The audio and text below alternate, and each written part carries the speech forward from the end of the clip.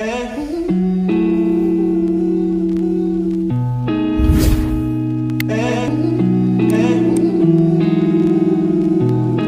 moro aqui na Irlanda, vai fazer 6 anos esse ano.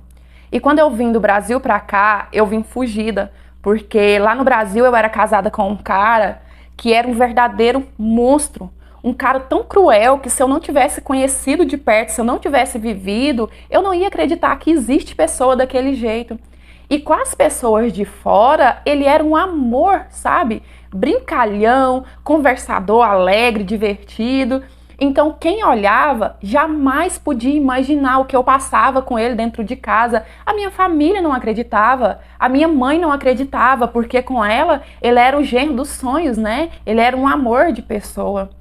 Uma vez mesmo, a gente foi num churrasco na casa de uma tia dele e tipo assim, tava só família, não tinha ninguém de fora. E nisso a gente tava uma rodinha de pessoas e o primo dele tava contando umas histórias na maior zoação. Então, tava todo mundo rindo, sabe? Se divertindo, escutando ele contar aquelas coisas. Ele mesmo tava rindo, se divertindo. No meio disso, o tio dele colocou o braço no meu pescoço, meio que escorando assim, e continuou ali rindo, prestando atenção no que o filho dele estava fazendo. E eu também, gente, eu não prestei atenção nisso. Eu continuei rindo, sabe? Eu não vi nada de mal nessa situação. Só que quando a gente chegou em casa, quando eu entrei, que ele trancou a porta, ele olhou para mim e falou assim: "Você acha que eu não percebi?"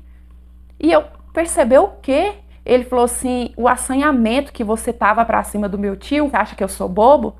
E quando ele me falou isso, eu já desesperei a chorar, porque eu já imaginava o que ia acontecer comigo ali. Só que aquele dia foi o pior de todos, foi um verdadeiro pesadelo. No outro dia, eu mal conseguia levantar da cama de tanta dor que eu sentia. E isso não foi uma vez que aconteceu, não. Esse dia que eu contei foi a pior, mas isso aconteceu diversas vezes. E eu não denunciava para a polícia porque nem a minha própria mãe acreditava em mim. Então eu tinha medo de denunciar para a polícia, eles não me levar a sério, não fazer nada com ele e ele acabar se vingando de mim no final. E era isso que ele ia fazer se isso tudo acontecesse. A minha mãe, eu cheguei várias vezes a pedir ajuda para ela. Uma vez eu mostrei o meu corpo todo marcado para minha mãe. Sabe o que eu escutei dela? Que eu tinha que ter paciência, que o meu marido ia mudar e que também as coisas não eram da forma que eu estava colocando, não. Eu só estava aumentando porque certamente eu queria ficar solteira para sair por aí pegando fogo. Era isso que eu escutava da minha mãe. Eu não tinha apoio, porque, como eu falei, né, para ela, ele era o genro perfeito e a minha mãe também é daquelas pessoas antiquadas que acham que a mulher, ela tem que comer o pão que o diabo amassou com o marido, mas ela não pode largar, que o casamento é acima de qualquer coisa. Enfim, a minha sorte é que naquela época ele era muito leigo para tecnologia, internet, essas coisas. Ele não entendia nada.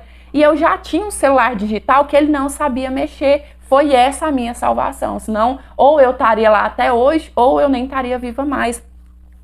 Porque aí nessa época eu conheci o Davi. A gente se conheceu pelo Facebook e eu ficava todo dia conversando com ele. Como o outro, né, o monstro lá, ele não entendia nada, então eu podia ficar bem tranquila conversando com o Davi à vontade, que não tinha perigo dele pegar, né, não tinha perigo dele perceber.